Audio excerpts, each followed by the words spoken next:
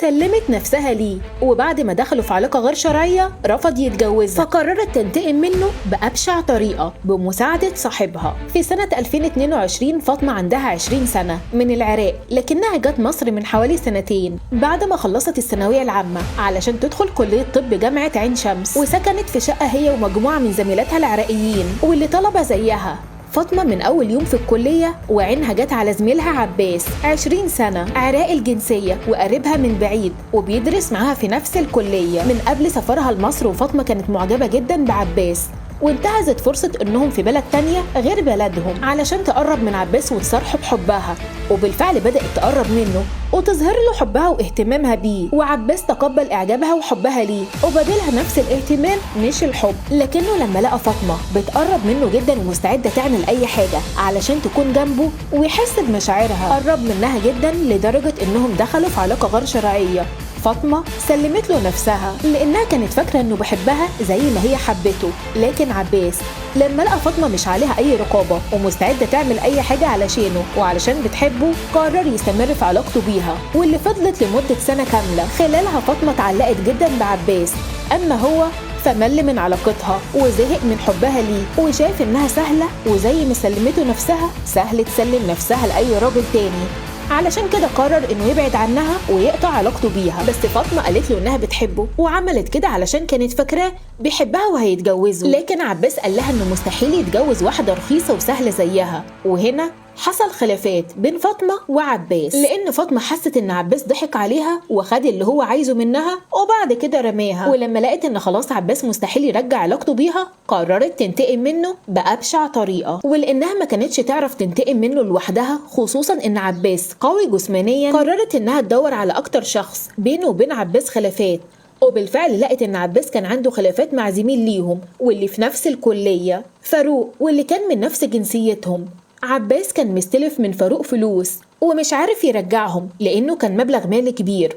وقتها فاطمة كانت عارفة إن فاروق معجب بيها وحاول أكتر من مرة إنه يقرب منها، بس هي كانت بتصده، وده لأنها كانت مرتبطة وقتها عاطفيا بعباس. في نفس الوقت ده فاروق لما عرف إن فاطمة علاقتها بعباس ما بقتش زي الأول، يعني ما بيتكلموش في الكلية ولا بيخرجوا مع بعض زي الأول، فعرف إن فاطمة بعدت عن عباس، علشان كده بدأ يقرب منها. وفاطمة ما صدتوش، بالعكس دي قربت منه وطورت علاقتها بيه لحد لما فاروق اعترف لها إنه بحبها ومن زمان جدا، بس لأنه كان عارف إنها على علاقة بعباس فكان بيبعد. فاطمة كمان اعترفت له إنها لما بدأت تتكلم معاه أعجبت بيه وحبته، بس للأسف ما ينفعش علاقتهم دي تكمل. فاروق استغرب ليه فاطمة بتقول كده وازاي بتحبه ومش حابة تكمل علاقتها بيه. فاطمة استغلت حيرة فاروق وحبه ليها وبتعترف له وهي منهارة انها كانت على علاقة بعباس وانه استغل حبها ليه ودخلوا في علاقة غير شرعية، ولما طلبته بالجواز رفض وسابها. وقد ايه كانت بتثق فيه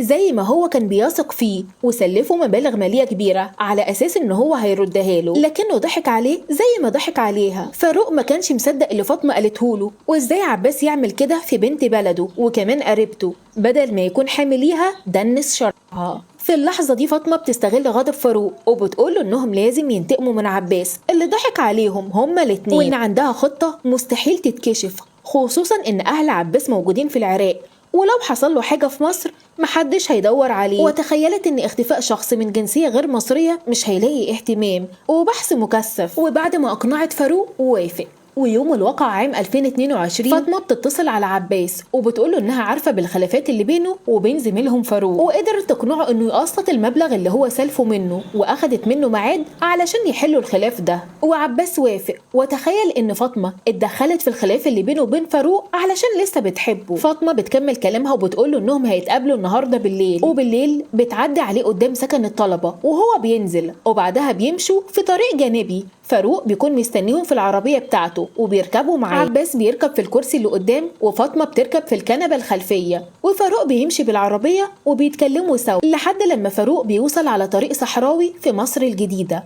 في اللحظة دي فاطمة بتطلع الآلة الحادة من شنطتها وتطعن عباس من رقبته اكتر من طعنه، وهو ما بيلحقش انه يقاوم. وقتها فاروق بيوقف العربيه وياخد منها الآلة الحاده ويطعنه في صدره ورقبته. وبعد ما بيتاكدوا من موته بياخدوا كل اوراق هويته وموبايله وبيخرجوا عباس من العربيه وبيرموه في الصحراء ويمشوا. وهما في الطريق بيرموا الاوراق ويكسروا الموبايل ويرموه. وبعدها كل واحد بيروح على سكنه. فاطمة بترجع للسكن لكنها بتتفاجئ ان زميلتها كانت مستنياها لانها قلقت عليها لما اتأخرت.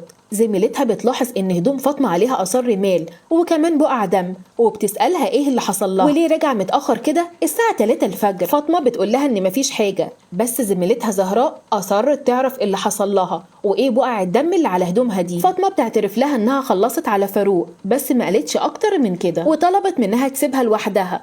وتاني يوم الصبح صحاب عباس بيتصلوا عليه ما بيردش، حتى اهله بالعراق بيتصلوا عليه ما بيردش، فاهله بيتواصلوا مع زمايله وبيبلغوا رجال الامن باختفائه وبيقولوا على اوصافه. وبعد مرور يومين بيوصل بلاغ من ناس ماشيه على الطريق بوجود جثه، فبيوصل رجال الامن وبيتم تحويل الجثه للطب الشرعي. وبعد ظهور التقرير اللي قال انه شاب في العشرينات من عمره، وكمان قال على كل اوصافه ومات عن طريق طعنات نافذه بالرقبه والصدر، رجال الامن بيطبقوا مواصفات الجثه بمواصفات البلاغات اللي عندهم لحد لما بيتوصلوا انها بتنطبق على مواصفات بلاغ اختفاء عباس. وبيتجه رجال الامن لسكن عباس والاصدقاء في الكليه وبحققوا مع اكبر عدد منهم وبكثفوا التحريات عن علاقاته ولو عنده خلافات مع حد. التحريات اثبتت ان عباس كان عنده خلافات مع اكتر من شخص، لكن الخلافات ما تستدعيش ان حد يتخلص منه بالطريقه دي. كمان التحريات بتوصل انه كان على علاقه بفاطمه، علاقه عاطفيه، وبالتحقيق مع فاطمه قالت انهم كانوا مرتبطين بس سابوا بعض من فتره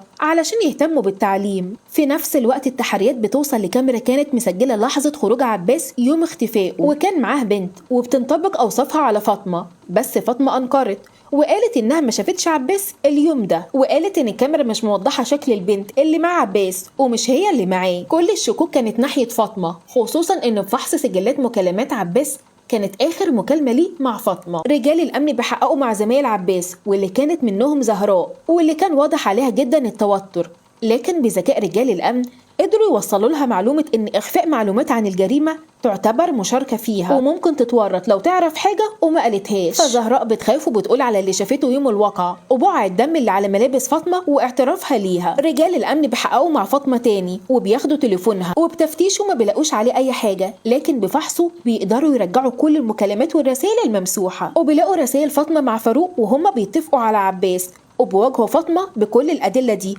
فبتعترف على الواقع بالكامل وبتعترف على فاروق وقالت هو اللي خلص عليه وان هي ملهاش اي دعوه، وتم القبض على فاروق واللي قال انه ملوش اي دعوه باي حاجه وان فاطمه هي اللي خلصت عليه في العربيه. يعني كل واحد رمى التهمه على التاني. وبعد اعترافهم السلطات العراقيه طلبت محاكمه فاطمه وفاروق في العراق لان الجناه والمجني عليه عراقيين، لكن السلطات المصريه رفضت لان الجريمه تمت على ارض مصر. وبعد المحاكمات ويوم 10 ديسمبر 2024 تم الحكم عليهم بالإعدام. وحقيقي العلاقات المحرمة دايما بتبدأ في لحظة ضعف لما نبعد عن ديننا ونغفل عن قيمنا. في الزمن ده الشهوات بقت متاحة بسهولة وكل حاجة تبان مغرية، لكن النهاية بتكون في سبب تعاسة حياتنا وحياة كل اللي حوالينا. 3 شباب ضاعوا في لحظة ضعف.